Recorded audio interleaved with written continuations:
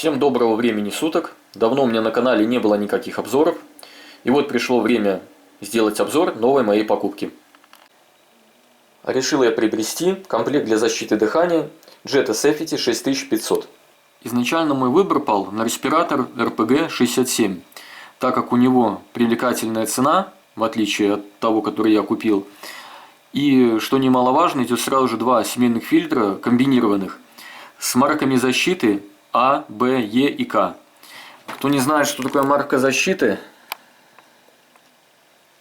вот может ознакомиться, что подразумевается. Но у этого респиратора класс защиты везде единица. Так, чисто для сравнения, решил еще посмотреть респираторы в этом ценовом диапазоне. И вот мне на глаза попался респиратор, тоже RPG-67, производитель Рим, просто отличается цветом. Ну, тут указано время непрерывной работы фильтров, по заявлению производителя, до 60 часов. Все зависит от концентрации вредных веществ, в которых вы работаете. Также здесь указан класс защиты респиратора FFP3, что очень даже неплохо, если опять же верить той информации, которая написана перед вашими глазами. То есть FFP3 самый высокий класс защиты, фильтрует до 99 вредных примесей, в том числе токсичную и радиоактивную пыль. Я же в свою очередь сразу же обрадовался, думаю, теперь буду им пользоваться в гараже или на квартире, буду выполнять какие-то пыльные работы и будет мне комфортно. Придя в магазин, где продают подобные респираторы, я попросил продавца показать мне данный девайс, чтобы я мог его подержать в руках, осмотреть визуально. И, когда я его осматривал, я обратил сразу же внимание на качество литья этой резины, которая прижимается к лицу. И хочу вам сказать, что она, конечно, оставляет желать лучшего. Да, нужно было попробовать, наверное, возможно, одеть респираторы, посмотреть, нет ли каких-либо сторонних подсосов воздуха при вдохе. Но, честно говоря, я так посмотрел на качество фильтров и качество этого литья, и мне перехотелось покупать его, скажем так. Отказался от покупки, и пошел домой. Придя домой, решил посмотреть видеоролики других авторов. И как вы можете заметить, точно так же у других авторов качество литья оставляет желать лучшего. Плюс эта резина, которая прижимается к лицу, она жестковатая. А жесткая резина не может обеспечить нужную герметичность и полное прилегание к лицу. То есть она не будет повторять очертания лица, и, естественно, будет какой-то тогда сторонний подсос воздуха при вдохе. И поэтому все-таки я от нее решил отказаться в пользу, полумаски Jetta Safety 6500. Ладно, давайте перейдем к обзору моей покупки. Полумаска, как вы можете заметить, полностью разбирается. Это очень удобно для мойки.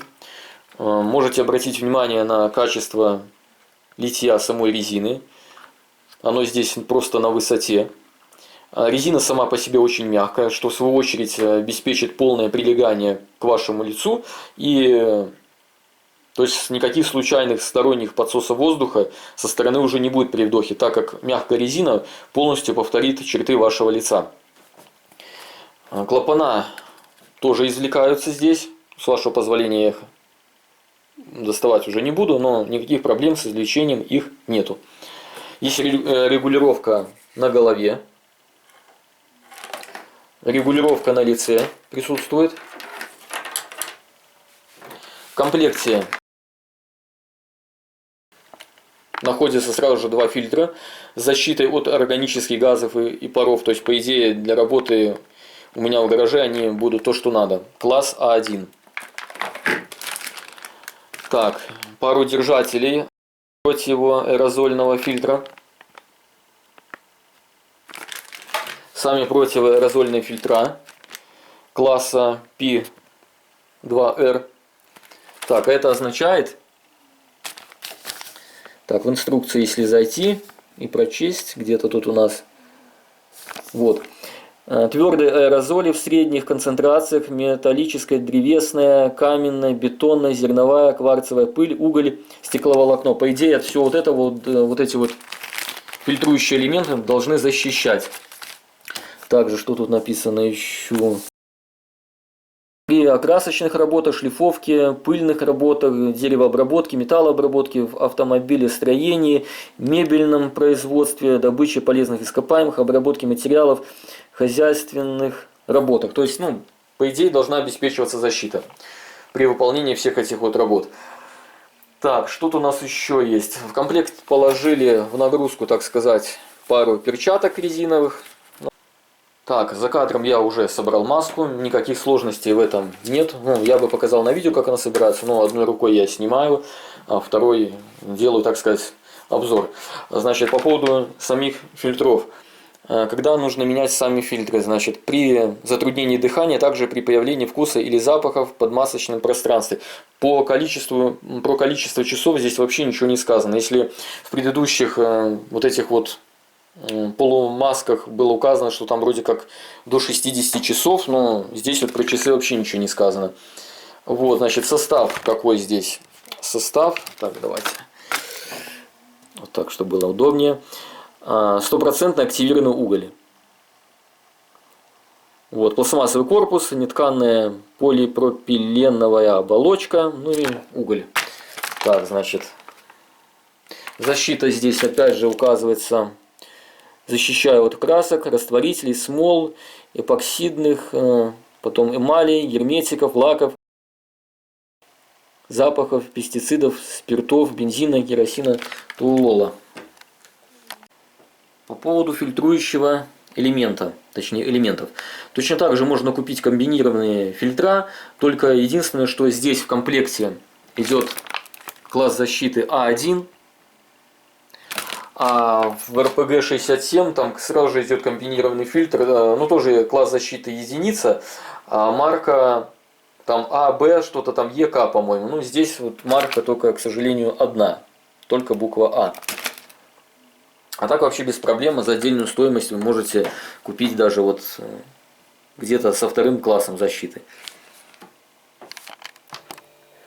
После того, как купите маску, нужно проверить ее на герметичность. Вот по бокам есть клапана вдоха, внизу клапан выдоха. Берете, просто руками закрываете клапан 1-2 вдоха и пытаетесь совершить вдох. Если подсоса никакого воздуха нету, в частности вот в этих вот местах, маска будет сама по себе сжиматься. Смотрим, когда я буду совершать вдох.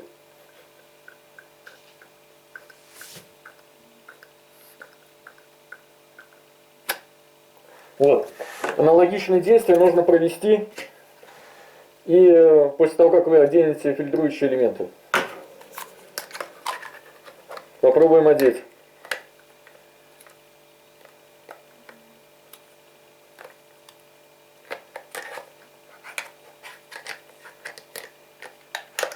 Так будет неудобно.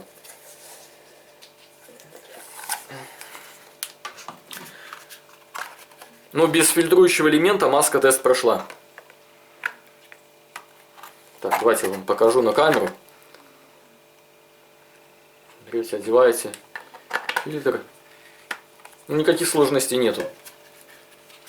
Все очень просто.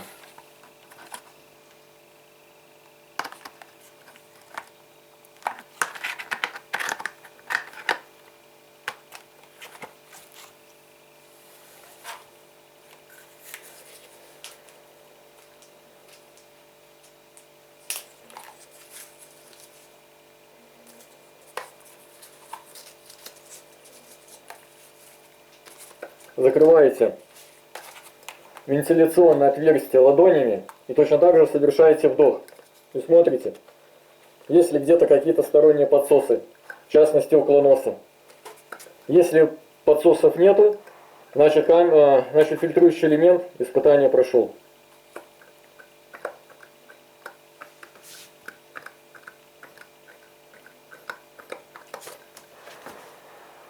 Фильтрующий элемент испытания тоже прошел. В этом случае маска полностью прилегает к лицу, повторяя его очертания. Это обеспечивается и за счет мягкой вот этой вот резины, которую я показывал на видео раньше. Решила все-таки к видео приложить одну интересную таблицу с областью применения и защитными свойствами. Вдруг кому-то будет интересно. Марка, класс, в каких случаях это все используется. Вот, можете почитать, ознакомиться. В каких случаях все это дело применяется. И какой нужно фильтр использовать, с каким классом, степенью там защиты. Все вот здесь написано. Ну и здесь вот маркировка противогазовых фильтров. Вот.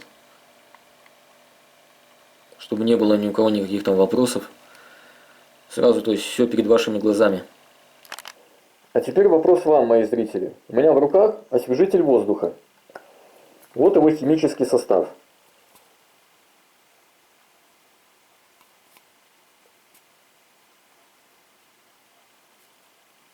Почему, распылив аэрозоль, например, в той же самой кухне, когда я нахожусь в маске, я отчетливо слышу запах самого аэрозоля? Так должно быть? Или же все-таки я не должен чувствовать запах вот этого вот освежителя?